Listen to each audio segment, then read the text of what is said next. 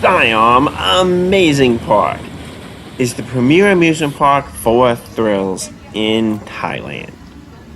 With the only two inverting coasters in Thailand, a large collection of spinning flat rides, the world's largest wave pool when it was built, and a location inside Bangkok's boundaries, Siam Amazing Park is poised to be a truly special place.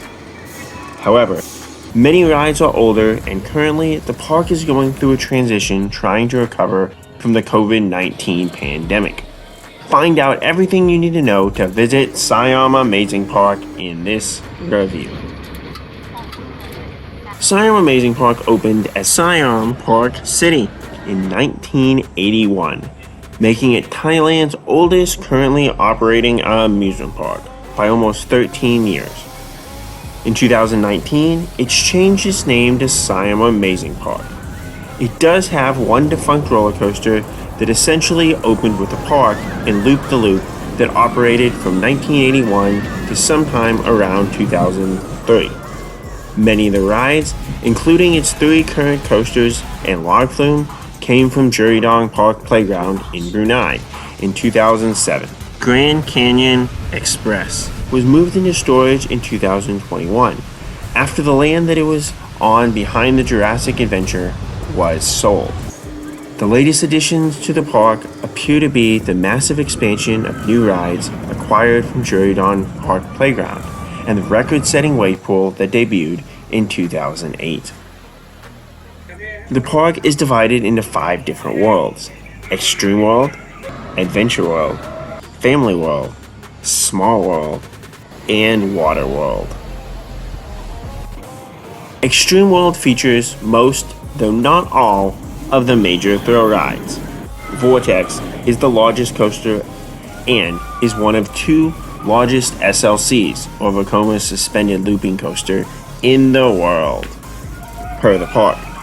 Despite general criticism that SLCs receive in the coaster community, I really enjoy this coaster, especially when I sit up front where I've gone in most all of my rides. The 2 inline twists and final helix can both be very intense, but if you brace yourself appropriately, this is an enjoyable and big coaster. Boomerang greets you as you enter the park, beckoning all coaster lovers to ride it. And versus other boomerangs I've been on, this is almost enjoyable, especially if you sit more to the front. The smoothness of this coaster could also be because I've ridden it with fairly empty trains, but that seems rather typical for this park, so I feel good saying this is a boomerang you should be able to enjoy. The log flume offers a reverse section with a drop, some adequate theming, and a final double down drop that offers a decent mix of thrills and a small splash. Condor offers a rare flat ride that really got my fear of heights going despite its rather mild nature. Ranger is an incredible inverting swinging ship that offers incredible hang time throughout the first part of its cycle without being too scary. If you enjoy hang time, this is a must ride for you. Takeoff and Breakdance both offer spinning rides, though Breakdance is covered to help protect it from the hot sun. Both will get you dizzy without being too extreme as to ruin the entire rest of your day, though that does depend on your tolerance for spinning. Enterprise is an enjoyable flat ride. Normally, positive G's or being pressed downwards on a ride can really get to me, but Enterprise allows these forces to be spread out over your seated body to let you really enjoy both the swinging of the cars and the bit of hang time as you go upside down. Finally, Xtreme World has Balloon Race, which is basically a family spinning ride where your car swings outwards a little tiny bit, but it's really not exciting. There's also Giant Drop, an intimate drop tower, which I have not experienced since it broke down on my first visit and was closed on my second visit to the park. As a solid extra thrill ride, this tower, the tallest in Southeast Asia per the park, would add a lot to the thrill ride lineup of Siam Amazing Park. Megadance has, likewise, been closed on both my visits to Siam Park. Adventure World offers more family-friendly spinning flat rides. Astro Fighter runs a long cycle and was one of the few rides that actually had a line on my visit. This is a basic spinning ride that allows the riders to move the cars up and down. I was able to get a small, enjoyable bounce going up and down, but there's better similar rides, including Thunderbird at Xtreme World. Astroliner, not to be confused with the fighters previously discussed, is an older motion simulator shaped like a rocket, offering a brief animated scene. This ride looks cool. It is a neat family ride, but it does feel a bit dated, especially with how old the screen inside the rocket is. Tagada Disco offers a spinning ride without seats. As my only rides on this have been by myself, I feel I did not truly experience it at its best. But being without any type of restraint is a bit awkward and enjoyable. Monster is a traditional monster or spider spinning ride, which I do prefer over a basic traditional scrambler. This offers a nice and varied cycle that allows you to get some thrills while not being too crazy or dizzying. Finally, this area offers rock and roll, where you flip repeatedly while held with only a rope. It is a bit unnerving getting this many flips in a row while having very minimalistic restraints. My car didn't even get the full force of this ride, as having two riders seemed to greatly increase the continuous nature of the flipping. Twin Dragon is located away from the rest of Adventure World's rides, but offers a very tame version of a swinging ship. Though I did get a drop feeling, not much float or weightlessness, but a small drop feeling sitting in the far end of this ship. Family World is a catch-all for the few remaining rides that include the double-deck merry-go-round at the front of the park and Siam Tower, the tallest observation tower in Southeast Asia per the park, and two dark ride-like attractions at the back of the park, including a family-friendly walk-through animatronic haunted house, something common in Thailand, and Jurassic Adventure, where you go on jeeps and see dated dinosaur animatronics. The kid area is called Small World. And yes, they play It's a Small World. This area includes Swan, a mini carousel, mini motorcycles, mini boats, Playport, and mini Astro Fighter. Water World is the water park, and this place is huge, which makes walking around a pain. Though the gravel flooring is older, so it did not hurt my bare feet nearly as much as similar flooring at other water parks. The front area, away from the lockers or food stalls, contains a large collection of rides. Super Spiral is a body slide that has a variety of different options, notably A and D slides, which are taller, with A starting with a slower spiral before adding some dips for speed, and D starting with more of those dips for speed and then slamming you into the spirals. These body slides are fun, but I would prefer them as tube slides, though I'll just be happy the walk up isn't that far. There's Siam Lagoon, which is a traditional family water jungle gym, but it sure looks refreshing in the hot Bangkok heat. There's also a collection of mini slides for kids around this area, making it an above average play place for kids. The flowing pool is the lazy river here. There just aren't any tubes to float on, which isn't unheard of for water parks in Southeast Asia. The star of this area, though, is the speed slide for thrill seekers, as the third hill on the larger slides will eject you out for some serious airtime. Finally, on the way far side of the water park lies the massive wave pool, which, when it was built, was certified as the largest in the world. The size is nice, as it feels more like an actual beach than a wave pool. Though the real star of this area for me is the waterfall coming off of the rocks, as this is just a beautiful place to lay and rest. There are a variety of food options, including a restaurant, inside of the water park if you get hungry. There's also places to buy or rent swimsuits if yours doesn't meet the standards for the park. Lockers are 30 baht or $1 for a small locker and 60 baht or $2 for a larger electronic locker.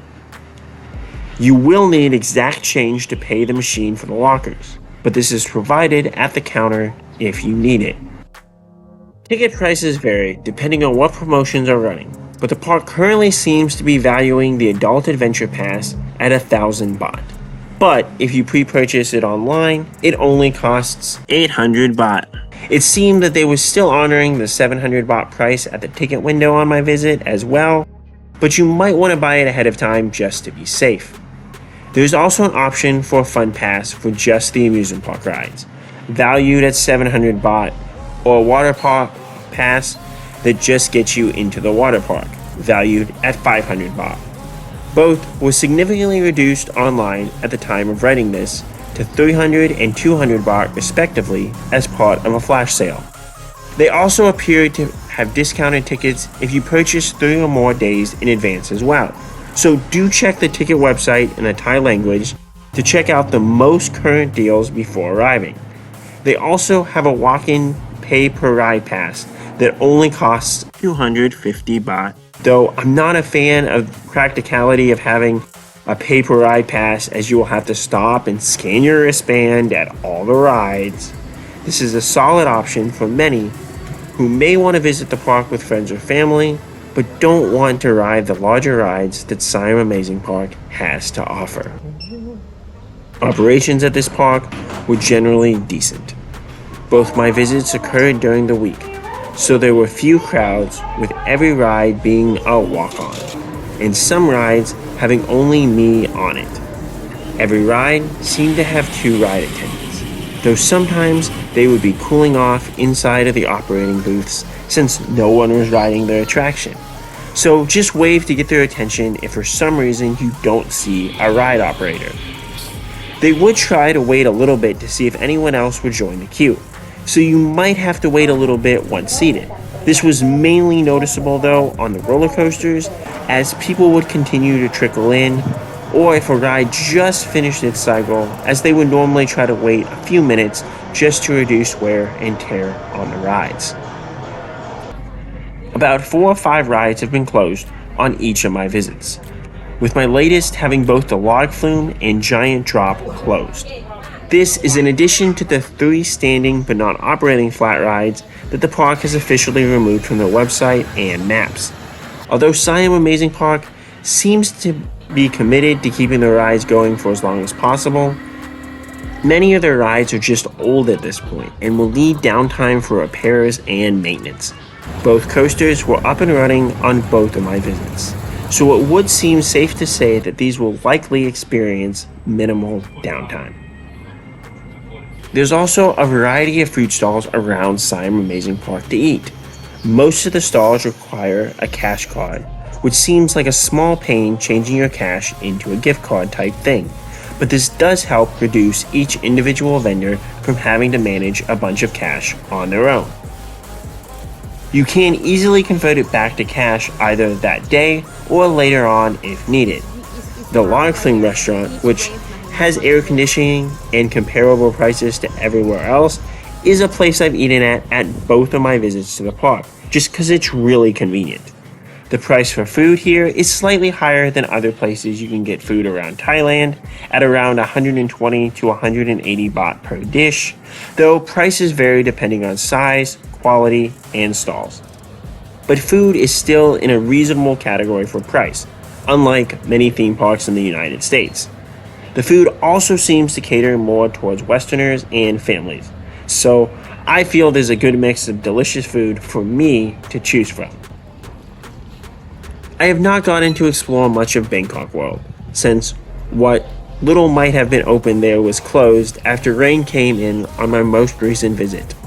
Bangkok World is the new shopping plaza located in front of Siam Amazing Park, which is adjacent to but not part of the gated park.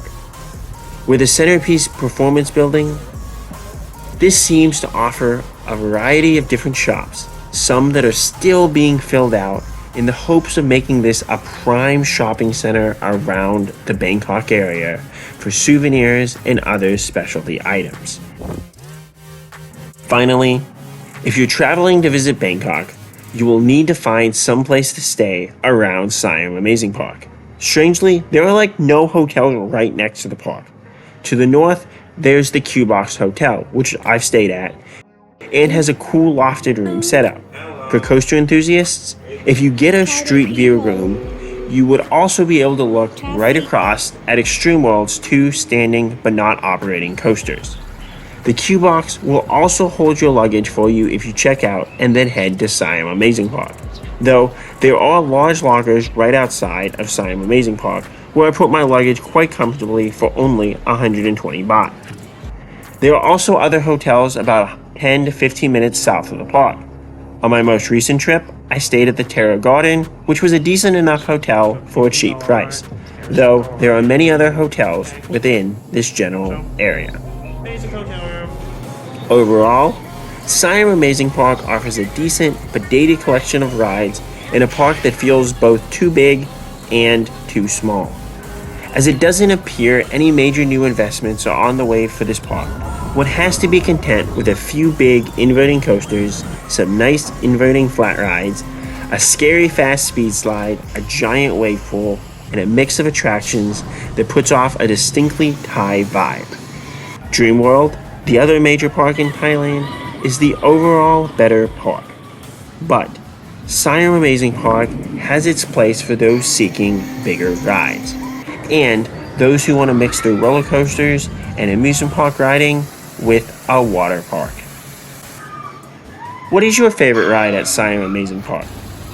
What do you hope this park does more of in the future? What's the longest line you've seen at this park for a ride? Let me know. And, as always, Khap Kun Krap. Hãy subscribe cho kênh Ghiền Mì Gõ để không bỏ lỡ